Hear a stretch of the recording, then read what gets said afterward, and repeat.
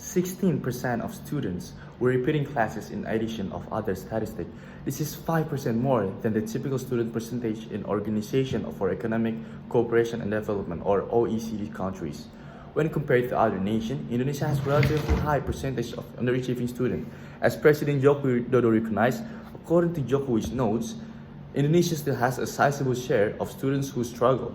The separation of students into years of education by about the same age is known as age segregation. In school, age grading or graded education. Its foundation is the idea that students of the same age and intellectual and social maturity level should be educated at the exact same pace. Now, the status quo is, which is the logic is the main problem. Children in the same age tend to be generalized to have this, to have that, while they have a different pace on life. Why then is the existence of age segregation system in school is destructive? First, they have generalized to have the same capabilities, same experience, or same emotionally and social ability, which is not. They are pressured to have the same pace. Second, the seniority amongst the students. It is a fact that the children think that their senior is way better or cooler. This is how, for instance, elderly learn to believe that young people are entitled and lazy. And young people believe that seniors are weak, mentally and emotionally unstable, in which causing the age discrimination because it's there since we're growing up. Nearly 80% of older employees say that they've seen or experienced age discrimination in their workplace. These exact problems happens because of reason. The root of age discrimination comes from the school system that believe a certain age have to experience something the same. The main problem is that the many children have the capability above their age and they need to suppress it because their surroundings aren't in the same level of intelligence as them. If they study in an encouraging environment, it will boost their potential way better. We believe that much crime will be reduced if children were more strongly connected to people of all ages. In their community, particularly crimes involving children rebelling, crimes against social, and crimes against the elderly. What will my team do and why? We will need to conduct a pre-test to group the kids according to their aptitude and IQ. As a result, there is no longer distinction between age and children can study. Children will have their rights to study based on their intelligence. Their aptitude and IQ tests will determine how or even what class they will pursue. It is our belief that young people who have experienced what people of variety of age range and those who have had the opportunity to experience a gradual shift from childhood to independence have a more fulfilling experience growing up.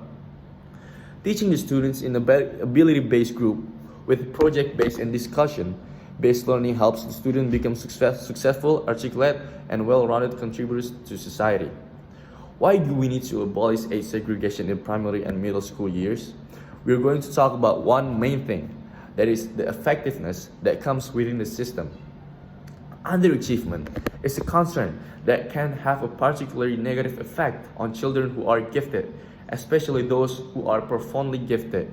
People that are profoundly talented have IQs that are in the 99th percentile of or higher and are highly intelligent. These students fall at the extreme of the IQ spectrum, scoring at least 3 standard deviations above the mean on the bell curve. Organizing them into a setting where they can get an effective education is one of the biggest problems in teaching these students. However, even in school, they are offered curriculum that is sufficiently academically demanding for the majority of students. Individuals might not have their intellectual demands addressed, and even some profoundly gifted students end up being bored in school.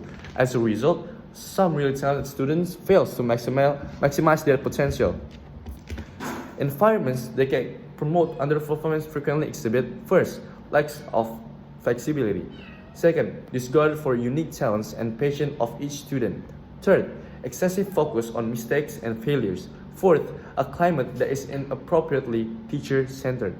Fifth, an uninteresting but rewarding curriculum are all issue.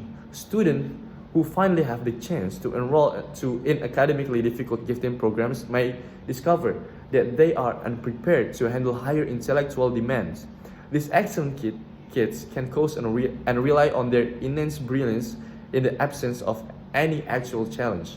Since everything comes effortlessly to them, Their capacity for self-control and patience with obstacles may be weak. Gifted children are aware that they can differ from their classmates or the same age in variety of ways. And this is particularly true for those who are profoundly gifted. For exceptionally brilliant children, developing a positive self-concept and can be challenging. And generally speaking, the higher the IQ, the more challenging it is to find a sense of personal identity and make friends. Teachers and parents frequently wrongly demand talented individuals to perform well in all performance areas, even those outside of their area of strength.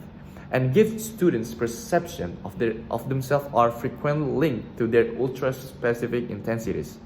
Underachievement becomes a factor for these students when their self-identity becomes to indirectly one-up in their academic performance. Students tend to underachieve when they do not believe that they are capable of living up to the expectations set by themselves and others. When profoundly gifted students' performance in school does not align with the perception of their potential, their self-esteem and self-image can take a hit, causing them to slide down into self-doubt and underachievement.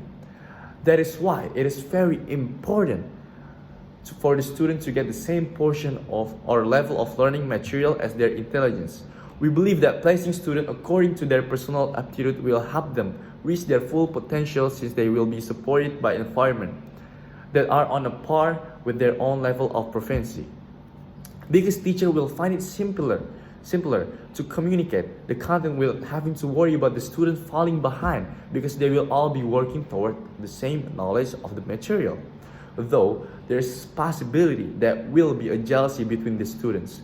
The student's self-esteem of their age is not a big problem, because we need to change the social perspective of what age can do. It's better to work in our pace and boost the potential. The repeating class itself is a judgmental view that the social beliefs. That's why this house will abolish primary and middle school years that group children based age and instead of group them by competency and intelligence.